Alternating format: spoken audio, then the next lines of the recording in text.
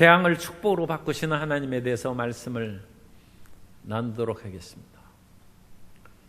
크리스찬은 이미 성공의 존재입니다.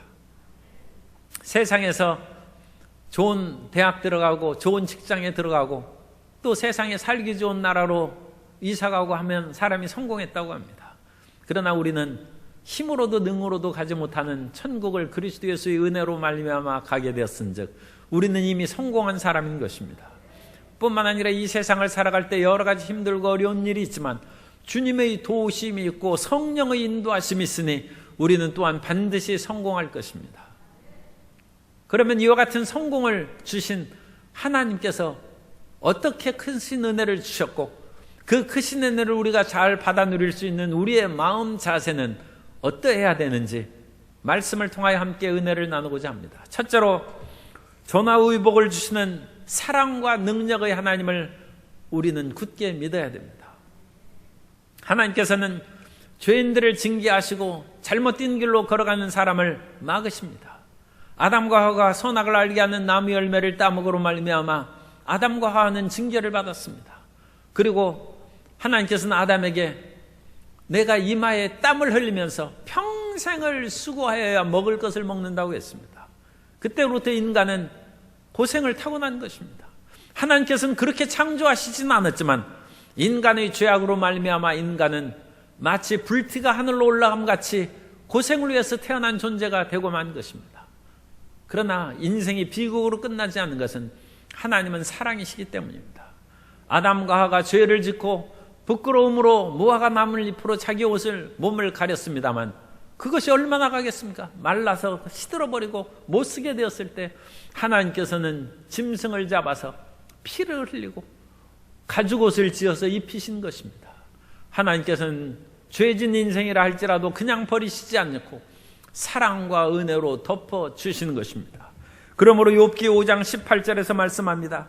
하나님은 아프게 하시다가 싸매시며 상하게 하시다가 그의 손으로 고치시나니. 오늘 우리는 참 희한한 본문 말씀을 읽었습니다. 그것은 32장 1절에 이 모든 충성된 일을 한 후에, 충성된 일을 했으면 그 다음에 복이 와야죠.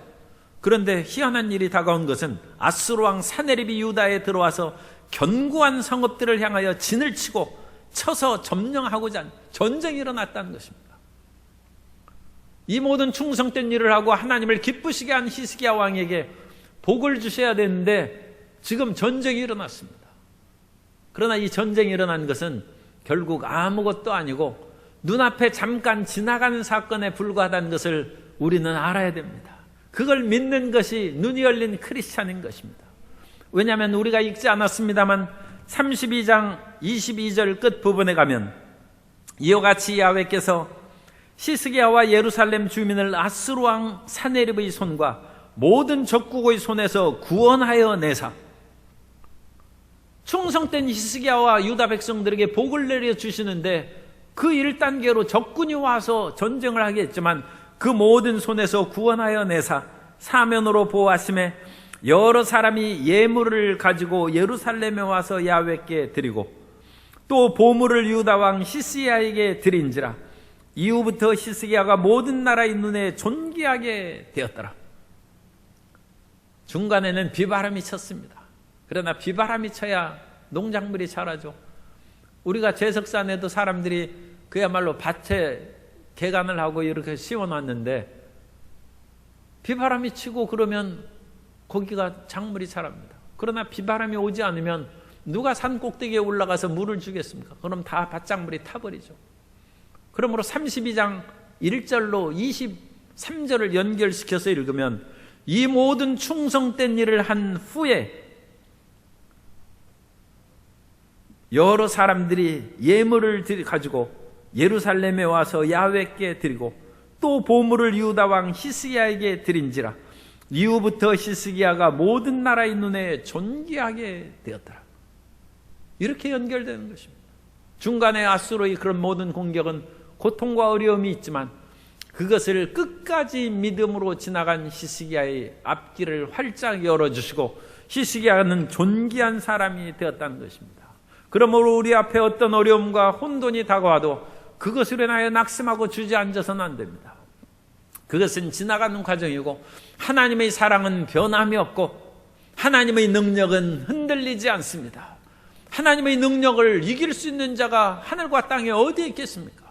그 하나님께서 우리를 사랑하시고 우리를 돌보신 즉 우리의 앞길은 반드시 열리고 형통하게 될 줄로 믿습니다. 성경에 보면 의인이라 할지라도 7번 넘어질 수가 있다는 거예요. 아니 의인이 한두 번도 아니고 7번을 어찌 넘어집니까? 그러나 중요한 것은 7번 넘어질지라도 의인은 일어난다는 것입니다. 잠언서 24장 16절에 보면 대저 의인은 7번 넘어질지라도 다시 일어나려니와 악인은 재앙으로 말미암아 엎드러지느니라. 재앙은 히브리어로 라라는 단어를 쓰는데 여기에서 라는 단수로 되어 있어요. 악인은 단 한 번의 재앙으로도 망한다는 것입니다.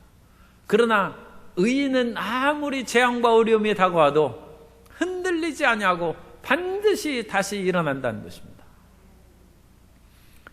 베토벤이 실연을 해서 사랑하는 여인과 결혼할 수 없게 되었고 또 귀가 어두워지기 시작했어요.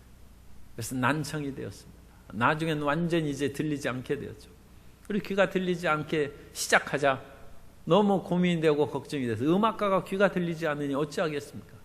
그래서 수도원에 수도사를 찾아갔어요. 그리고 내가 이와 같이 어려운 상황이 있는데 기도해 주십시오. 그러자 수도사가 방에 들어가더니 상자를 가져왔습니다.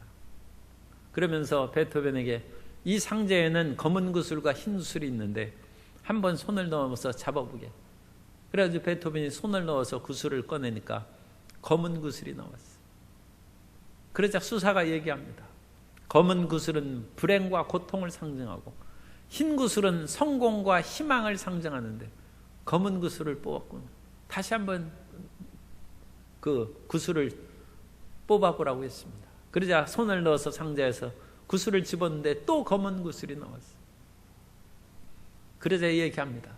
어떤 사람은 처음부터 흰 구슬을 잡고 성공과 희망을 감사하기도 하는데 또 어떤 사람은 검은 구슬을 연거푸 잡기도 한다. 내가 사실 솔직히 얘기하면 이 상자 속에는 검은 구슬이 7개 있고 흰 구슬이 3개 있다는 것입니다. 어떤 사람은 검은 구슬을 계속 뽑을 수 있어요. 2-3개 뽑으면 절망하여 이제는 뽑지 않는다. 그러나 아무리 절망하여 검은 구슬을 뽑고 해도 7개밖에 없어요. 그 다음 8번째는 반드시 흰 구슬을 뽑습니다. 한두 번 흰 구슬을 뽑고 검은 구슬을 뽑는 것보다 쓰러지고 넘어지고 자빠질지라도 7번 넘어질지라도 반드시 승리하고 거듭거듭 이제는 흰 구슬밖에 없어요. 앞길은 탄탄대로요 성공과 행복밖에 남아있는 것이 없습니다. 그 길로 걸어가는 인생은 결코 실패한 인생이라고 할 수 없습니다. 하나님께서는 우리에게 그와 같이 검은 구슬 속에서도 흰 구슬을 주는 희망을 주시고 우리 앞길을 인도해 내주신 것입니다. 하나님은 우리에게 희망을 준비하셨습니다. 아브라함이 어느 날 100세에 난 아들 이삭을 모리아산에 가서 번제로 드리라는 하나님의 음성을 듣습니다. 청천벽력 같았을 것입니다. 그런데 성경에는 아브라함의 마음의 심경에 대해서 이런 방구 얘기가 없어요. 아마 하늘이 무너지는 것 같지 않았을까 그렇게 생각합니다. 그런데 아브라함은 전혀 내삭을 않고 이삭을 데리고 모리아산에 가서 번제로 잡으려고 했을 때 하나님께서는 그것을 중단시키고 아브라함아 그 아이에게 손을 대지 말라. 그리고 나서 하나님께서 예비한 순양을 보여주시고 그것을 대신 번제로 드리라고 했습니다. 하나님께서는 아브라함의 믿음이 과연 견고한지 살펴보신 것입니다. 그리고 하나님께서는 이미 사냥이 막 지나가다가 그 뿔이 수풀에 걸려서 딱 잡혀있게 했어요. 하나님은 예비하신 하나님. 하나님께서는 아브라함이 정말로 이삭을 드리려나 그걸 보시고 이미 예비하신 그런 순양을 번제로 드릴 수 있도록 준비하셨다는 것입니다. 우리는 지금 고난 가운데 어떤 일을 지금 지나고 있지만 하나님께서는 이미 축복을 예비하시고 우리에게 은혜 주실 길을 열어주신 것입니다. 그러므로 그 사랑의 하나님을 굳게 믿으시기 바랍니다. 그 사랑의 하나님의 능력을 의지하시기 바랍니다. 하나님에게는 실패가 없습니다. 다만 우리가 하나님의 그 길을 제대로 걸어가고 통과하느냐, 그것이 문제인 것입니다. 하나님께서는 반드시 우리를 성공하게 해주십니다. 하나님의 사랑과 능력으로 우리를 끌어주신 것입니다. 그러므로 따라서 하십시오. 나는 반드시 성공합니다. 나는 반드시 행복하게 됩니다. 그것은 하나님이 사랑하시기 때문입니다. 두 번째로, 재앙 앞에서도 최선을 다하고 인내해야 합니다. 그러면 어려움이 전화위복의 하나님인데, 그 아브라함이 사흘길을 갔어요. 사흘길은 사실 실질적으로 사흘입니다만 상당히 긴 길. 일일 여삼추라는 우리 옛말도 있는 것처럼 하루가 3년 같다는 것이죠. 그러니까 사흘은 9년이죠. 우리가 이 세상에서 재앙을 만나고 고생할 때는 굉장히 길게 느껴져요. 굉장히 어렵고 힘들게 느껴져요. 그런데 그 모든 길을 아브라함이 끝까지 걸어갔습니다. 그러면 우리는 재앙 가운데서도 최선을 다해야 됩니다. 뒤돌아서면 안 돼요. 아브라함이 하루길 갔다가 뒤돌아서 안 되겠다 해서 이삭아 그냥 집으로 가자. 죽이시면 죽이시겠지. 그러면 믿음에는 실패입니다. 우리는 힘들고 어려울지라도 끝까지 우리 최선을 다하여 전진해 나아가야 될 줄로 믿습니다.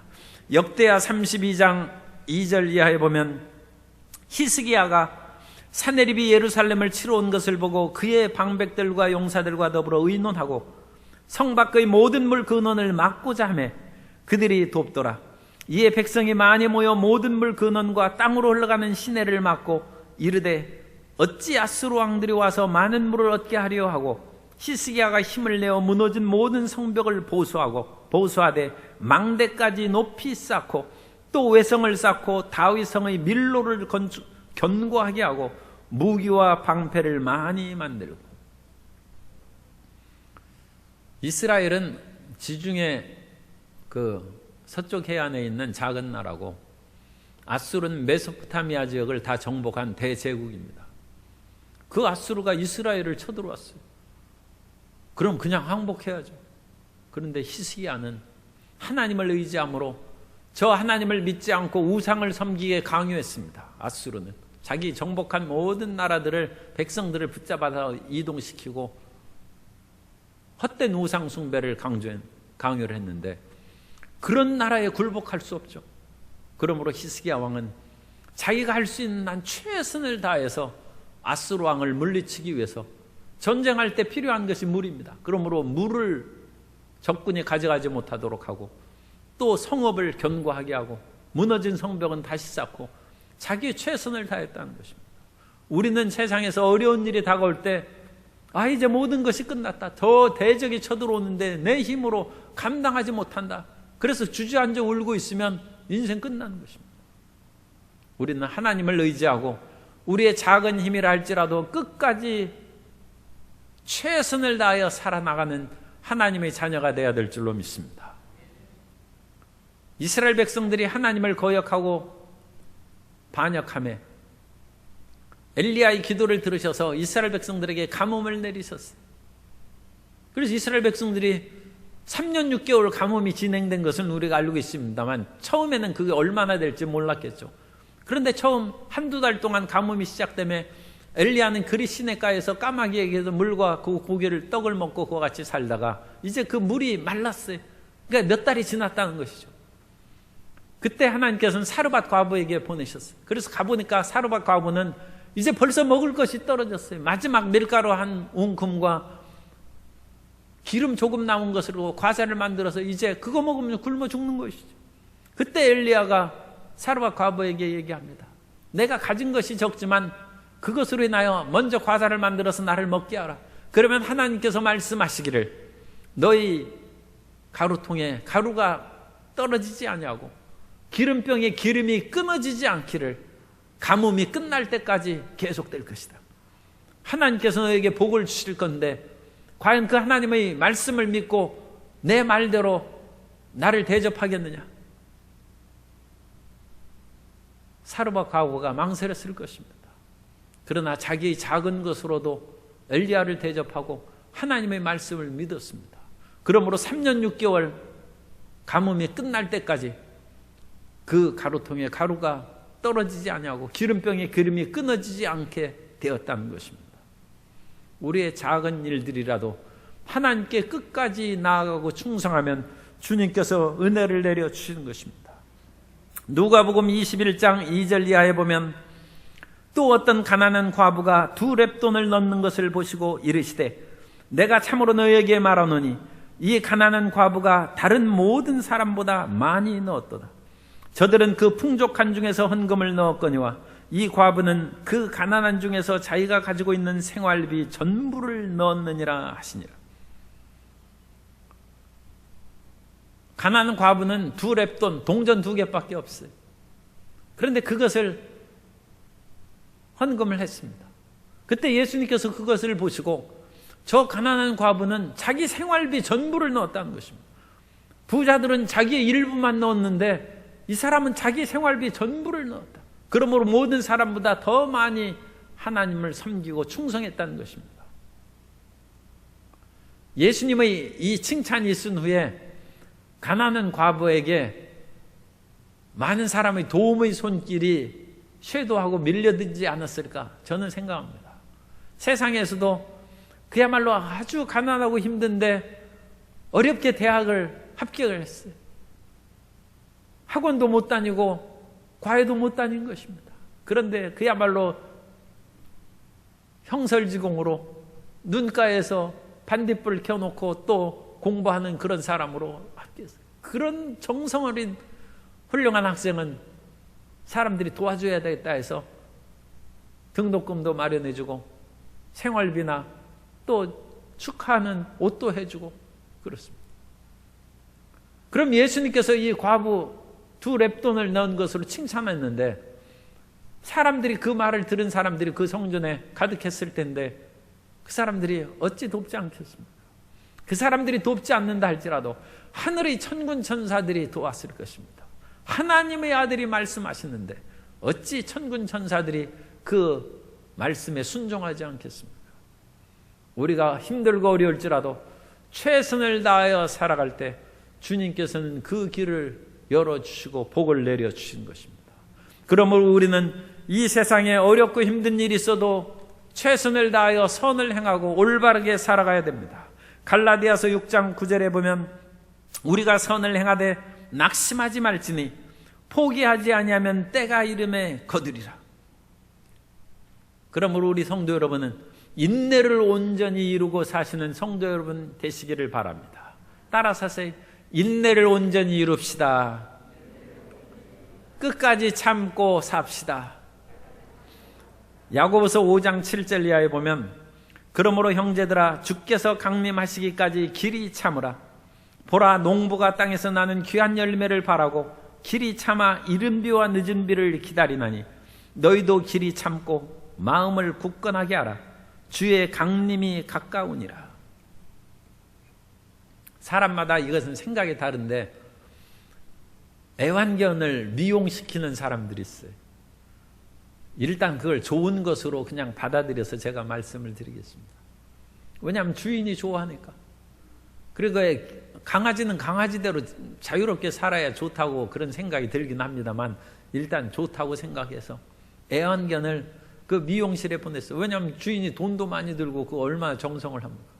그래가지고 그런데 이제 우리는 애완견 입장에서 지금 제가 말씀드립니다. 애완견은 별로 하고 싶지 않아요. 자기는 자기 나름대로 그냥 살고 싶은데 거기에 그냥 들어 누워가지고 이렇게 머리털도 깎고 귀도 한쪽 빨갛게 문드리고 가슴은 노랗게 이쪽 귀는 파랗게 그렇게 하는 것을 하는데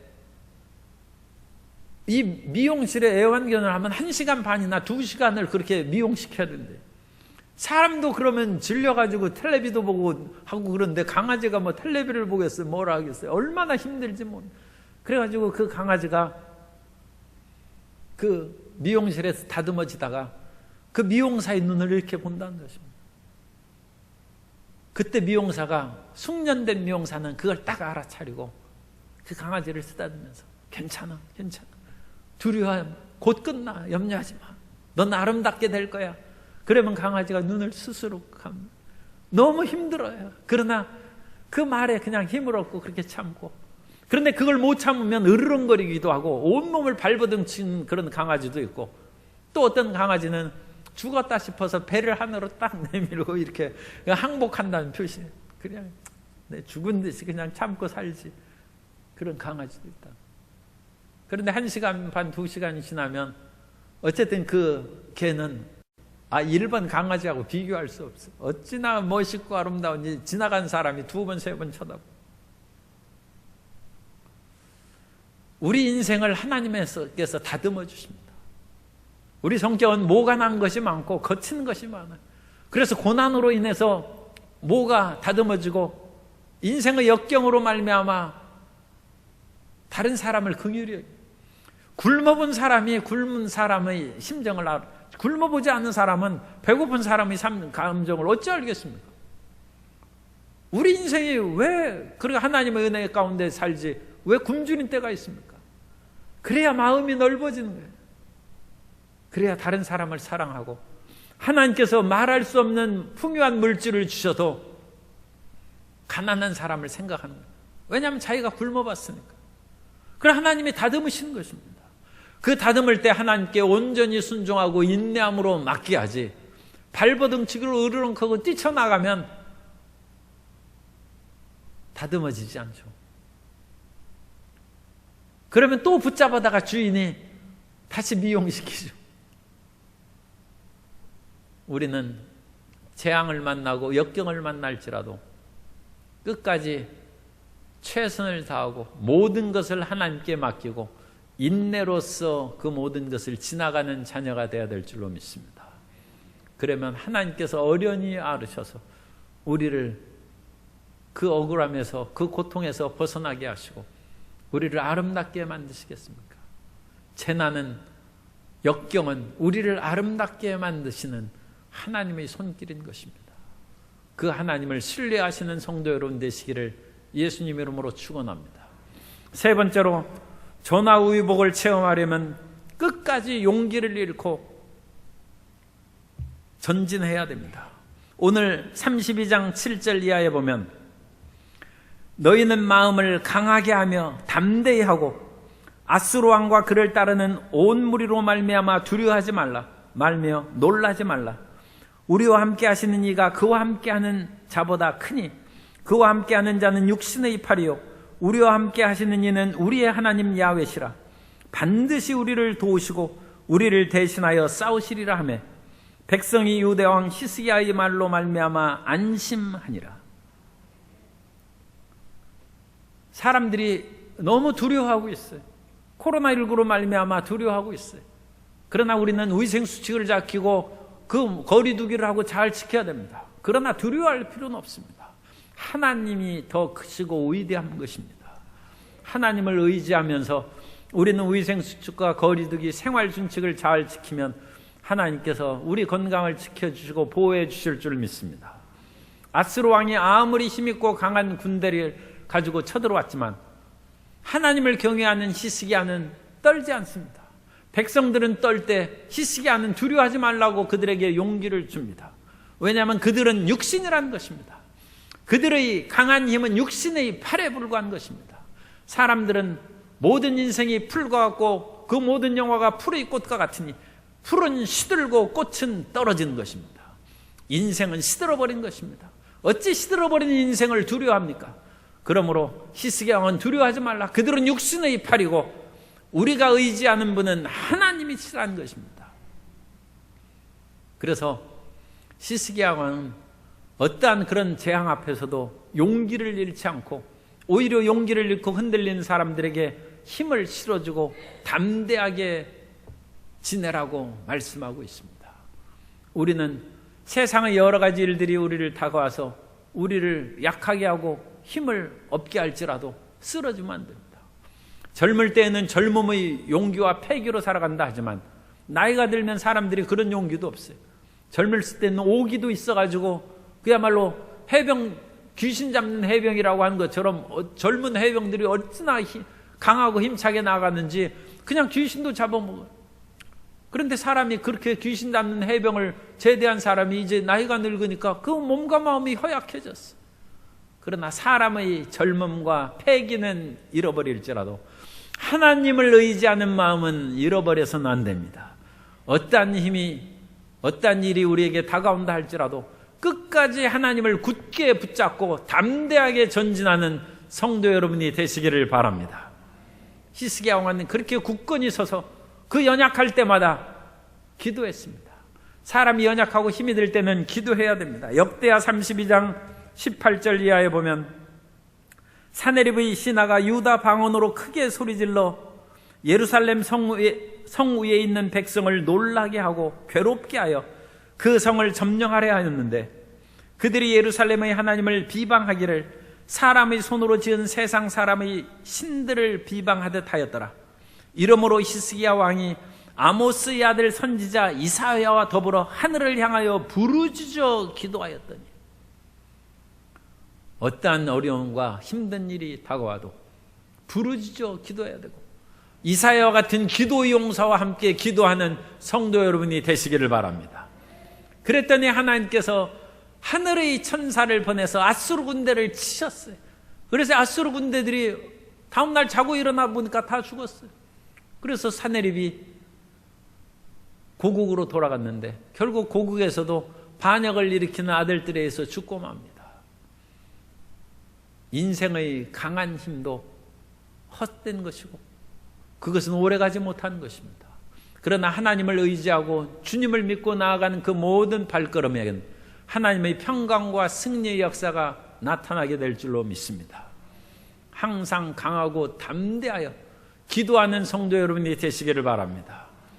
우리의 사람은 좌뇌와 우뇌가 있는데 좌뇌는 분석적이고 부정적인 생각을 넣어준다. 우리가 여러 상황을 자세히 분석하면 이것도 안 되고 저것도 안 되고 결국은 죽는구나 부정적인 생각이 들어요. 그런데 우뇌는 종합적이고 긍정적인 생각을 넣어준답니다. 그래서 눈에는 아무 증거 안 보이고 귀에는 아무 소리 안 들리고 손에는 잡히는 거 없어요. 좌뇌의 분석적인 상황으로는 모든 것이 꽉 막혔어요. 그런데 우뇌는 할 수 있다 하면 된다. 긍정적이고 적극적인 생각을 넣어주는 거예요. 그런데 우뇌의 기능을 활발하게 하는 것이 기도라는 거예요. 그러므로 눈에 보이는 그 모든 것이 부정적으로 나올 때 성도 여러분은 하나님 앞에 엎드려 기도함으로써 하나님께 주시는 희망과 긍정의 생각으로 마음을 점령하고 그 긍정의 생각을 붙잡고 전진해 나아가게 되시기를 바랍니다. 마틴 루터가 종교개혁의 그런 큰 업적을 이루었는데 마틴 루터가 그야말로 이 거대한 중세의 카톨릭 교회하고 싸웠는데 그걸 혼자 감당할 수 있겠습니까?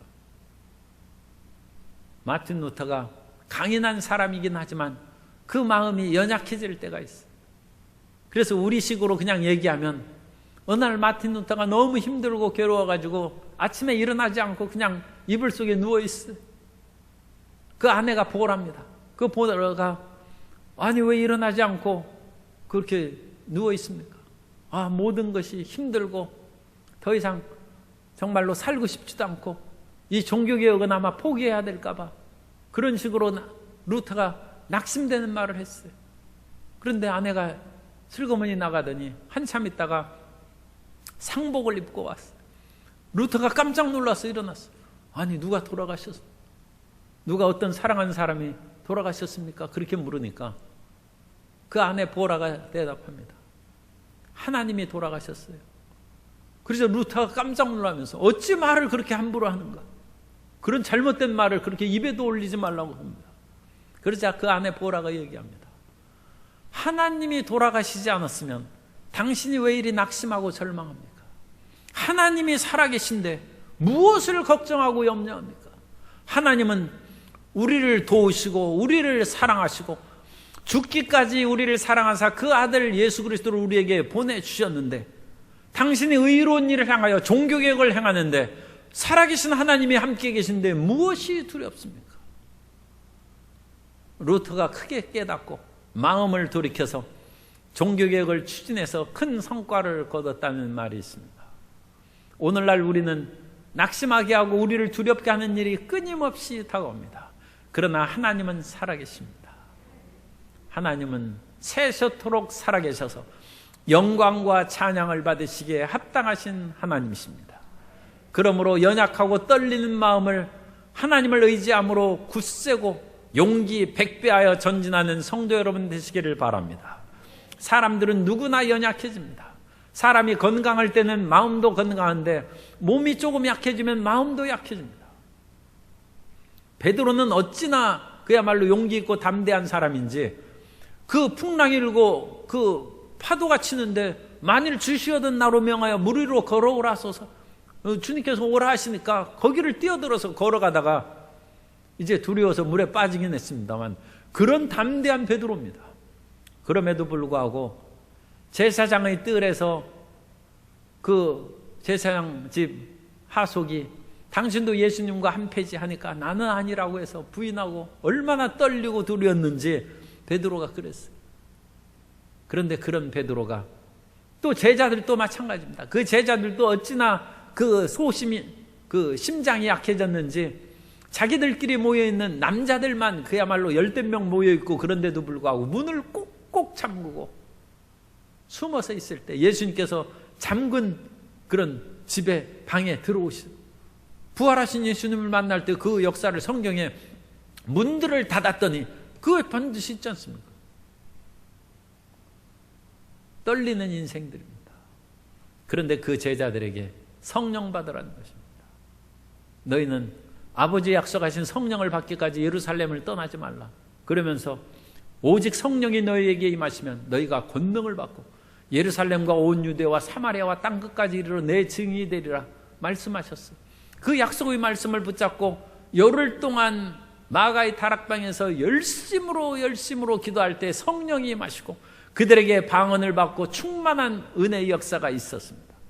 그러자 120명의 제자들이 뛰쳐나가서 여전히 밖에는 살벌합니다. 예수님을 믿는 사람들을 붙잡으려는 사람들이 많이 있고 십자가의 사형을 집행한 사람들이 예루살렘에 있는 것입니다. 그럼에도 불구하고 두려움이 없어요.